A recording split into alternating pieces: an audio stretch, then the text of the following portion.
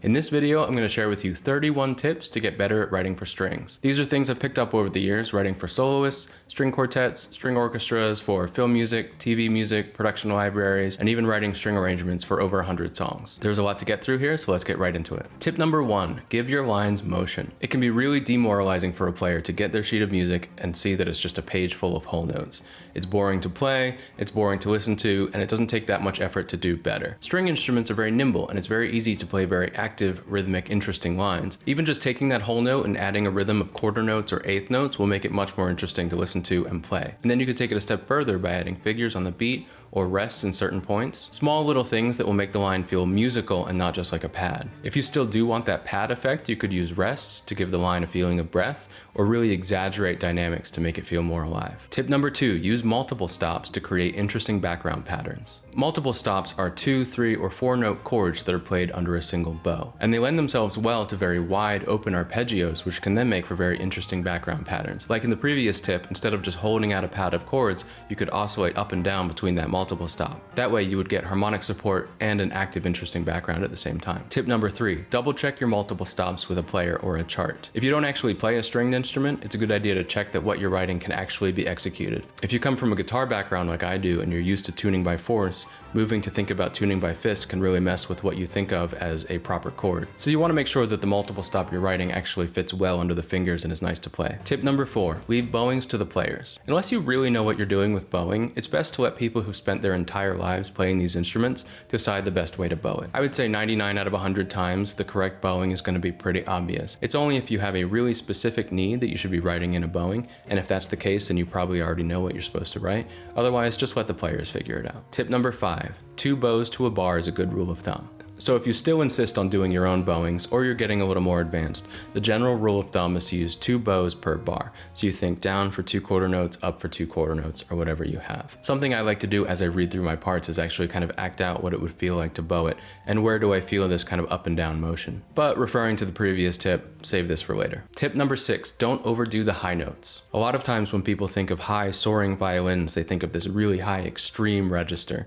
But the violin is actually a pretty small instrument, and when you get way up there, the sound is really weak and small. Unless you have a full symphony orchestra behind you, just a soloist by themselves is not going to be able to give you a full symphonic sound. It's best to really save those high notes for when you really need them, but usually if you come down an octave or 2, you can still have this sense of being a high pitch, but your instrument will have a lot more force and body. Tip number 7, support your high notes from below. So for those times when you still really do need those really high notes, the best thing to do is to double an octave down. A lot of times you might want to have your violin 1 section play at 1 octave and then have a soloist playing that high octave. That way you get that really high shimmery sound that you want, but it's supported with the body of the lower octave. And that lower octave isn't usually distracting, it's the high octave that people hear. Tip number 8, scales and arpeggios are your best friends. So musicians practice scales and arpeggios throughout their entire career, sometimes since they were 3 years old. There are few things that they are better at than scales or arpeggios. So when you're writing a piece that you need someone to read through and play well the first time, it just makes sense that you want to put things that are going to be easy to play. So for example, if you have a run up into an accented note, it just makes sense to use a scale that just flows under your player's fingers so they can just effortlessly get into it. And the same goes for arpeggios. If you use those for background lines, you can have very interesting moving harmonic lines that are also actually very playable. If you look at any score from John Williams and you look at the string parts, you will see them just covered in scales and arpeggios. And especially the faster your lines are, the more you should be relying on these ingrained patterns so that your player doesn't have to think, it will just flow out of them. Tip number 9, use your available colors. The strings are capable of so many interesting sounds, it's a shame that people tend to rely on just the plain sustained patches. Even without having to use some of the more advanced extended techniques, you should still be regularly using pizzicato when you want something percussive or plucky, or tremolo when you want it shimmery and mysterious. Because all the instruments of the string orchestra sound the same, you should do what you can to keep the sound fresh and interesting as your piece goes on. You should definitely get an orchestration book to see what the different options are out there. I really like The Study of Orchestration by Samuel Adler because it comes with CDs and you can actually hear what the techniques sound like, but there are plenty of options out there. Tip number 10, choose a good key. Now of course any good player is going to be able to play in any key, but there are certain keys that are more suited to the strings. And a good rule of thumb is to think of what the open strings on the violin are.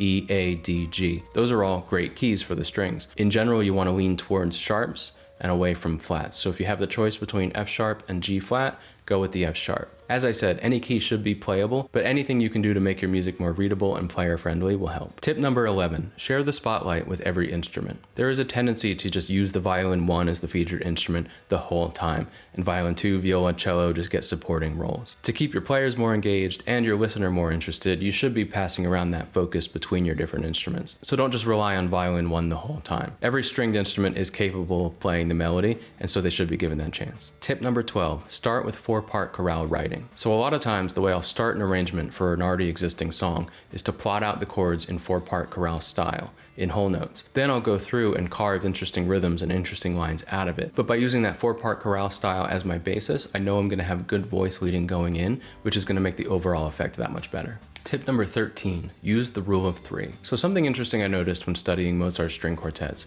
is that he almost never has more than 3 ideas happening at a time. 3 seems to be his maximum. So he might have the melody on violin 1, the bass line on the cellos, the second violin and the viola are going to be working in lockstep together on some sort of middle part. They might have different pitches, but they're functioning as a single unit. And this number 3, I think, works really well for giving us always something interesting to listen to without it getting too overly complicated and difficult. And there are times where he has the whole quartet functioning as a single unit or as only 2 ideas, but 3 seems to be the maximum number of ideas that he ever wants to balance at one time. Tip number 14, be careful of extra wide leaps. So there were some times in some of my early arrangements where I would end a big section really exciting and high and then need to start the next one immediately very low. And I didn't take any thought into how awkward that would be to play, so we would always have to stop the recording and start again at the next section. This is not a problem if you are working section by section overdubbing with a soloist, but if you were to give this to an ensemble, it would be really awkward and it's not something you want to do. Some of the easiest solutions would be to put a rest either at the very end or very beginning of that break,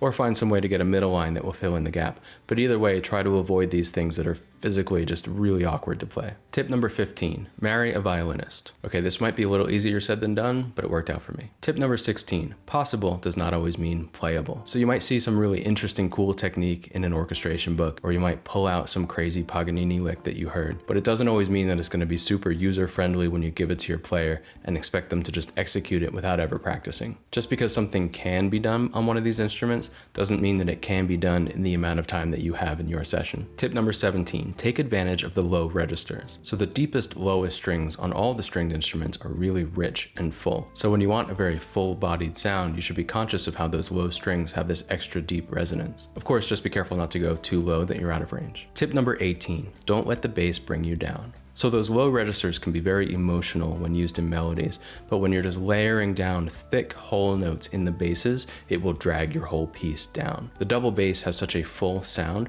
that it can very easily eat up the space in your orchestration and make the whole thing turn to mud. So if you look at a lot of John Williams orchestrations, he's rarely just giving whole notes down to the basses, which are dragging everything down. A lot of times he'll have the bass part in pizzicato, or it will be on an offbeat, or there's some sort of short rhythmic pattern, something that keeps it from just slogging everything down to the bottom. Tip number 19, be aggressive with dynamics. Something I don't think people do enough is push the extremes of dynamics. I see so many parts that say mezzo forte, but mezzo forte kind of means nothing. You might as well not be putting a dynamic mark at all. If you want quiet, put piano. If you want loud, put forte. But really push those extremes even further. Don't be afraid to swell from pianissimo to fortissimo in a single bar. Really exaggerate the dynamics because that's where the life in your performance is going to come from. Tip number 20, write for the situation. So are you writing a piece for a full orchestra and they're going to have weeks of practice? Or are you just bringing somebody in for a 15-minute session? Actually be aware of the context you're writing for when you're writing, so you know if it's appropriate, if you should be using these lesser known extended techniques, or if you should be keeping something very simple and readable that a player can just get through. And of course, if it's MIDI, do whatever you want. Tip 21, use different textures. So before I talked about using different sounds like bowed or pizzicato, but there are so many opportunities just to use different textures. By moving through many different textures and ways that the strings can express sound, you'll keep your piece much more interesting. So in one section, you might have blocks swelling chords, and another section might be very flowing legato, and another one is short staccato on offbeats. Just appreciate that there are so many different textures and sounds you can create. You shouldn't just be holding out whole notes on top like a lot of people do. Tip 22, if you have something in mind, write it. You shouldn't rely on your players to do your writing for you. For example, writing out whole notes and then saying, make it fiddly, make this country. Don't do that. If you have something in mind, if there is something you want, write it. And if you know there's something you want and you're not sure how to write it, you're going to need to take the time to look it up, to figure out what it is. You can waste a lot of time by asking your player to do something that's in your head but not on the paper and just hoping they get it right. Tip 23.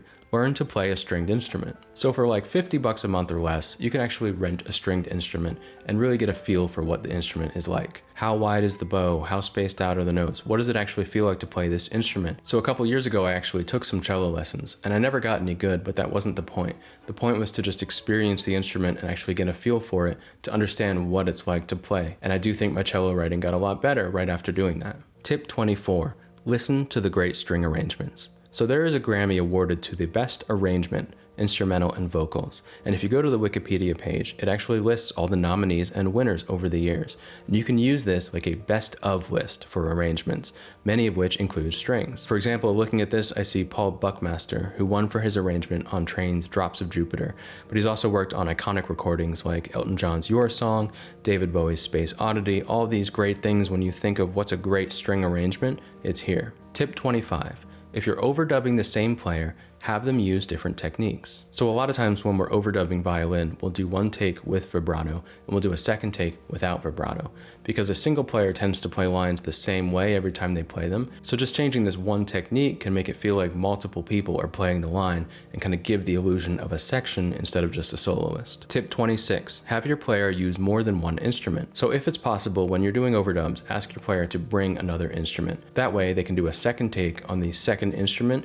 and again, it will have that effect of more people playing your lines. So when we're overdubbing violins, a lot of times what we'll do is combine this with the previous tip. We'll do 4 takes. We'll do 2 on each violin, 1 with vibrato and 1 without vibrato. And all of a sudden now we've got a section of 4 live players. Tip 27, blend your live players with samples. So this is a way to get the best of both worlds when you're on a budget. You get the full-bodied, rich sound of your string samples, but also the life and the natural feel and the performance of your live players. Be sure to pay attention to how your samples are panned and EQ'd so that you're able to match that with your players, and you should probably turn off the reverb on your samples and use the same reverb on both the samples and your live players, so it feels like they're in the same space. Tip 28, when arranging, the fewer instruments, the better. So sometimes someone will give me a song and ask me to write a string arrangement for it, and it's already got drums and bass and guitar 1 and guitar 2 and piano and vocals and just all these different instruments, and I wonder, what are you asking me to add here? There's no room, there's no space for anything else. So ideally, when you're going to write an arrangement, you want to be dealing with as little clutter as possible. The best situations are when I get a song that is just piano and vocals, or acoustic guitar and vocals, because then I actually have a canvas to work on.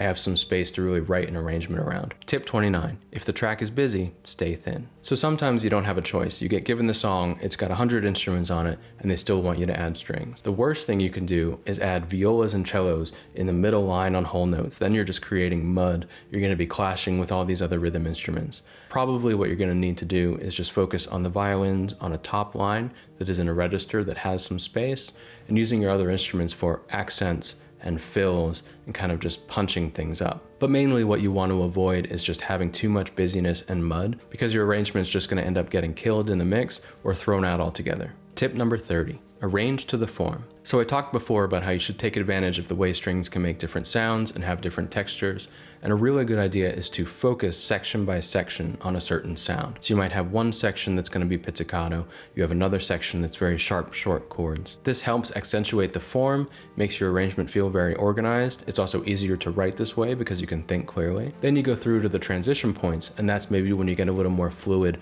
blending from one texture to another. But I have had the most success where I'm able to focus section by section. So for example, maybe the intro, we have tremolo chords, verse 1, stay out completely.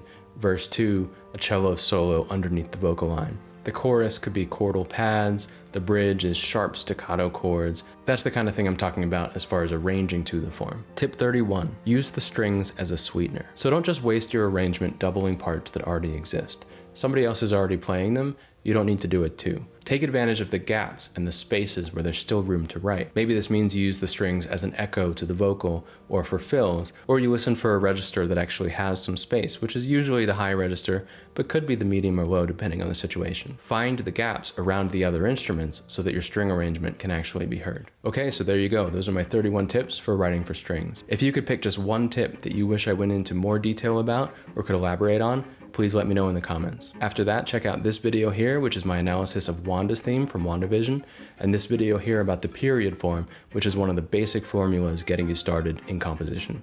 I'll see you next time.